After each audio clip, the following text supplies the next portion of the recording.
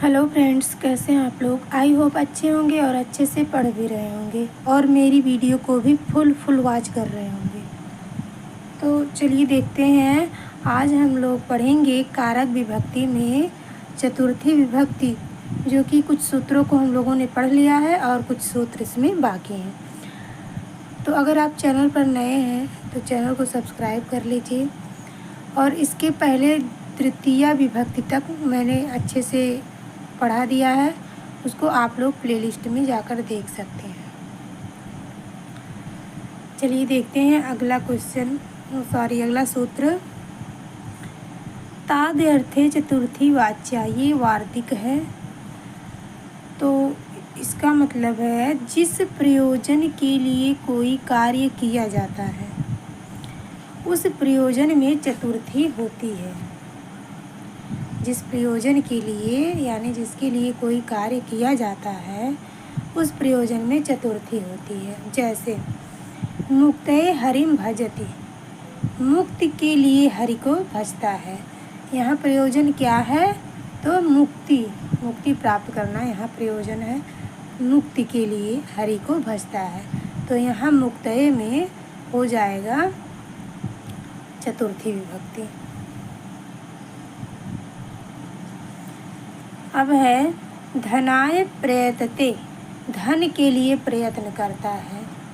तो किसके लिए प्रयत्न करता है? धन के लिए। तो धनाय, धन के लिए, इसमें धनाय में चतुर्थी विभक्ति हो जाएगी।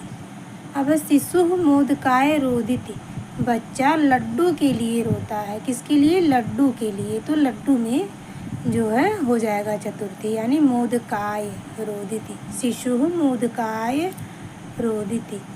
काव्यम यश से भवति, काव्य यश के लिए होता है। तो किसके लिए? यश के लिए। तो यश से में यहाँ पे चतुर्थी विभक्ति हो जाएगी। अथवा नियम और है इसमें दूसरा, अथवा जिस वस्तु के बनाने के लिए किसी दूसरी वस्तु का अस्तित्व रहता है उसमें चतुर्थी होती है। जैसे सकटाय दारू, गाड़ी बनाने के लिए लकड़ी। आभूषणाय सुवर्णम, जेवर बनाने के लिए सोना। तो किसके लिए? आभूषणाय, जेवर बनाने के लिए सोना। ठीक है, आई होप समझ रहे होंगे आप लोग अच्छे से। अब है अगला सूत्र, क्लिपे संपद्यमाने च, ये भी वार्तिक है। यदि कोई कार्य किसी अन्य परिणाम की प्राप्ति के लिए किया जाए तो उस परिणाम में चतुर्थी होती है। जैसे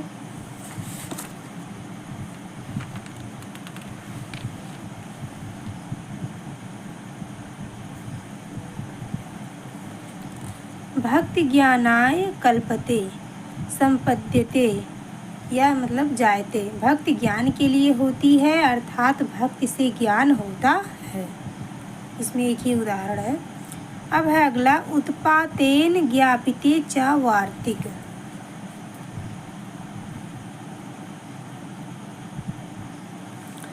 भौतिक उत्पातों से सूचित वस्तु में चतुर्थी विभक्ति होती है। जैसे वाताय कपिला विद्युत, रक्ताभ विद्युत आंधी तूफान की सूचना देती है।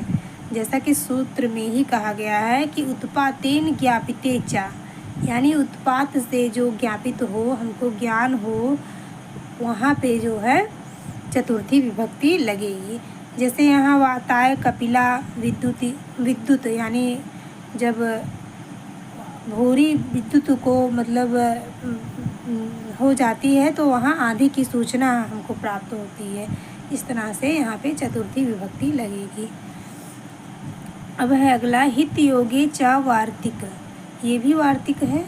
हित योगे च, हित और सुख के योग में भी चतुर्थी विभक्ति होती है। जहाँ पे हित शब्द आएगा या सुख शब्द आएगा उसके योग में भी चतुर्थी विभक्ति होगी। जैसे ब्राह्मणाय हितम सुखम वा, तो यहाँ पे हितम और सुखम दोनों वर्ड शब्द आए हैं, तो यहाँ पे ब्राह्मणाय में चतुर्थी हो गया। अब है अगला सूत्र, मन्य कर्मण्य अनादरे विभाषा अप्राणिषु। ये जो है अगला सूत्र है कि जब अनादर दिखाया जाता है तो मन यानी समझना दिवादिगढ़ ये धातु है, धातु के कर्म में यदि वह प्राणी ना हो तो विकल्प से चतुर्थी भी होती है। जैसे न त्वाम त्रिडम त्रिडाय व मन्ने, मैं तुम्हें तिनके के बराबर भी नहीं समझता। यानी कि यहाँ पर भी अनादर दिखाया गया है, तो यहाँ पे भी जो है चतुर्थी विभक्ति लगेगी। जहाँ अनादर ना दिखाकर समता या तुलना मात्र प्रकट की जाती है वहाँ केवल द्वितीया ही होती है। यानी कि जहाँ तुलना होती है वहाँ द्वितीया रहेगी, वहाँ जो है चतुर्थी विभक्ति नहीं लगेगी। अब त्वाम त्रिडम मन्ने, मैं तुम्हें त्रिडवत समझता हूँ, ये इसका उदाहरण है। तो अब अगला है राधीक्षयोर्यस्य विप्रश्नः। शुभ कथन अर्थ में विद्यमान राध और ईक्ष धातुओं के प्रयोग में जिसके विषय में प्रश्न किया जाता है उसकी संप्रदान संज्ञा होती है। जैसे कृष्णाय राध्येत ईक्षते वा गर्गः, यानी जो गर्ग हैं कृष्ण के बारे में शुभ अशुभ बातें बताते हैं कि कैसे क्या उनके भविष्य में होगा। तो जहाँ पे ईक्ष राध और ईक्ष धातुओं के प्रयोग में जिसके विषय में प्रश्न किया जाता है, विषय में उसी की संप्रदान संज्ञा होती है। तो यहाँ पे किसके विषय में बात हो रही है? कृष्ण के विषय में, तो यहाँ पे कृष्णाय में चतुर्थी हो गई है। तो फ्रेंड्स, हम लोगों ने आज चतुर्थी विभक्ति को कंप्लीट कर लिया है। इसके आगे की विभक्तियों को हम लोग कल देखेंगे। अगर आप चैनल पर नए हैं तो चैनल को सब्सक्राइब कर लीजिए और बाबूराम सक्सेना कृत संस्कृत व्याकरण प्रवेशिका को सीरियल वाइज पढ़ने के लिए हमारे चैनल को सब्सक्राइब कर लीजिए। Thanks for watching.